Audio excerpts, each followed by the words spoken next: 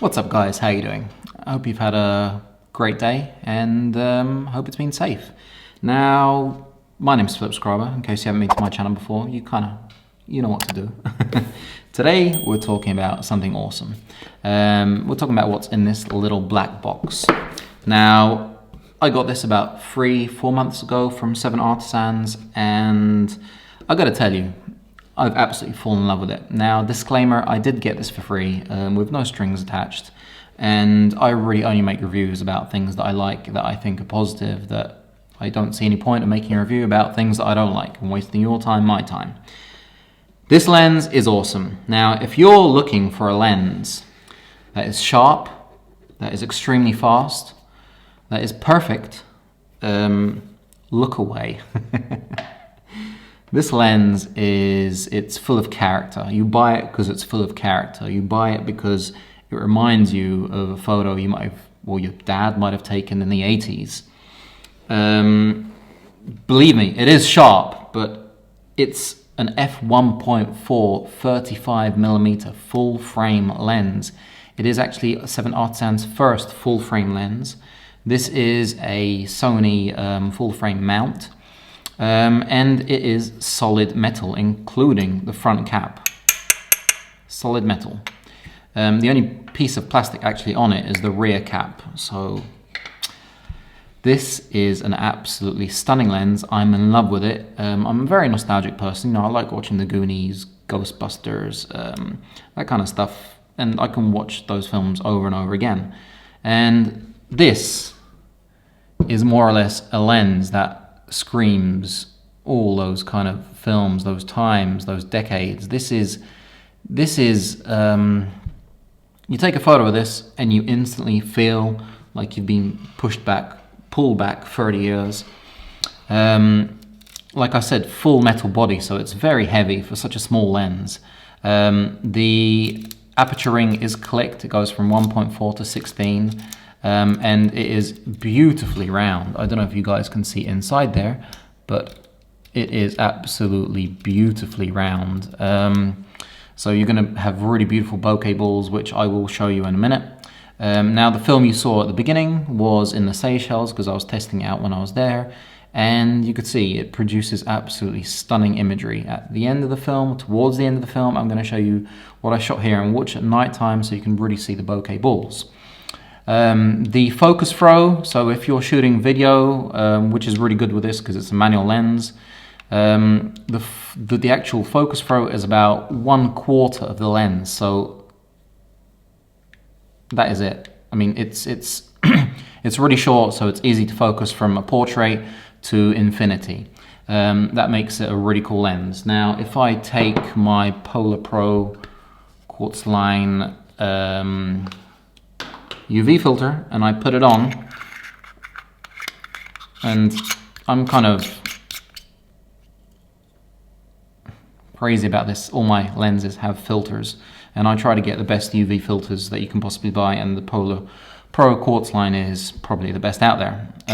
The lens cap will not go on anymore because it was snug before, but now it just won't fit on. It's got this kind of foam around the edges, which makes it more snug, but it just because of the filter, which the UV filter from Polar Pro is actually a very, very thin filter. It won't go on, I'm afraid, so you've got to kind of forget about that and get yourself one of those, you know, ones that kind of snap on. Yeah. But in terms of quality of build, it's absolutely stunning. The focus is smoother than anything I think I've ever tried. It's ridiculously smooth.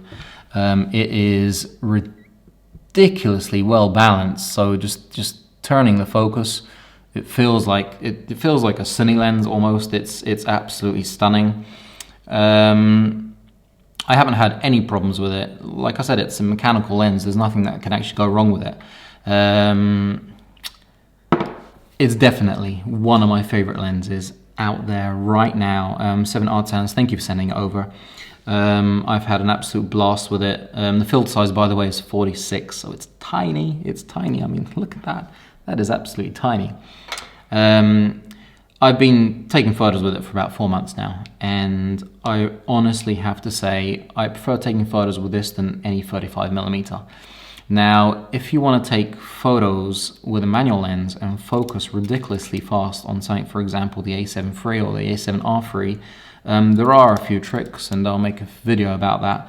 And it just means that focusing can be incredibly fast and extremely precise with a manual lens, especially something like a 1.4, which can be sometimes very difficult to focus. Yeah, I'm just gonna like pop up a few photos just here.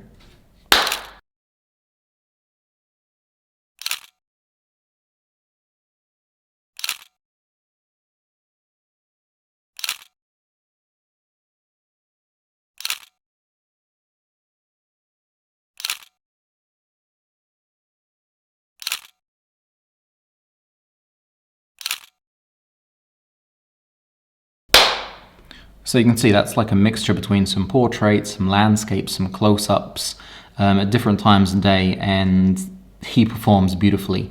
Those photos were all wide open, and it's absolutely stunning what this lens can do.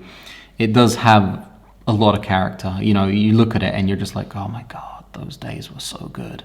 But wait a sec, I took those a few days ago. You know, it's it makes you feel like you've jumped back. It's absolutely stunning. That's what makes me love this lens.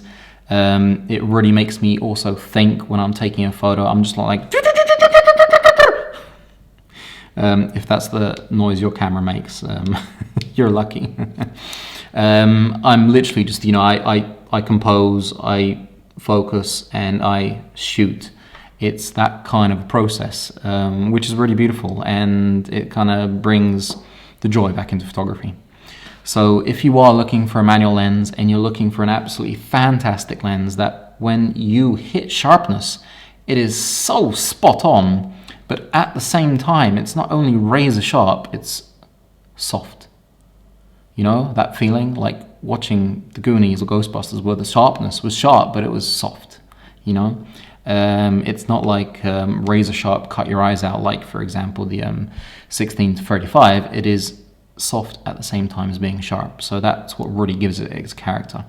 Now it does have a lot of vignetting on the edges, vignetting on the edges. It is soft on the edges, especially at 1.4, but that's part of the whole character. If you want a sharp lens, go out and spend a hell of a lot of money on a sharp lens. You know, if you want character, buy this. I think it costs about 250 euro dollars. So that's, you know, it's pretty good for a 35mm. That's actually pretty compact. Yeah. I'm going to show you the B-roll right now, and this is what I shot just outside about 2 weeks ago when we were still normal and able to go out. And you guys can have a look at the bokeh balls. There's a lot of balls. I mean, it's balls are us. Anyway, if you guys haven't subscribed, button's down there. I'd really appreciate it. And yeah, everybody, stay safe, wash your hands like crazy, and I'm going to catch you on the next one.